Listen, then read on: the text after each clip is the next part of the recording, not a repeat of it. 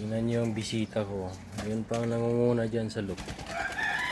Bisita ko to last August to. So, ewan ko. Hinahanap to ng may-ari kaso ayaw naman umalis dito. Ayun yung mga ibon natin. Pero siya nauna. Ayan o, wala stick talaga. Bisita yan ha. Pero nauna. Gutom na gutom. Huwag ka maalala, papakainin kita. Ayan. Lupit talaga. Tingnan nyo yung muka. Ayan o. Ayan yung muka. Muka ng bisita. Ayan. Again, naka Batangas Alliance Pansiers Club yan. Saka double banded ng PHA Comring. So, sino man yung may-ari, pagpasensyahan nyo na, yung ibon nyo ayaw umuwi. Ayaw talaga umuwi. Bukas yung loop. Ano yan, pinaloplay ko yan.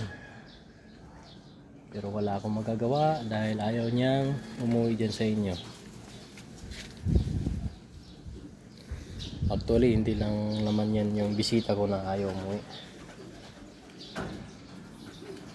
Marami yan sila.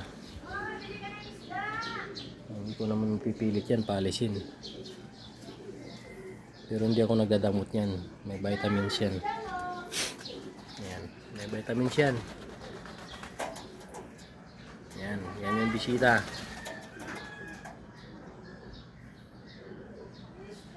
Yan. Okay. Ano pugi? Gutom ka na pugi. Yan, bisita ko rin yan. Si Mariang Labo. Malabo kasi yung mata eh. Akala ko bulag dati. Mariang Labo yan. Malabo yung mata. Yan. Kita nyo? Malabo yung mata. Akala ko may katarak eh. Wala kasi akong alam sa linyada. Kaya akala ko may katarak. Tapos maliit pa, bansot.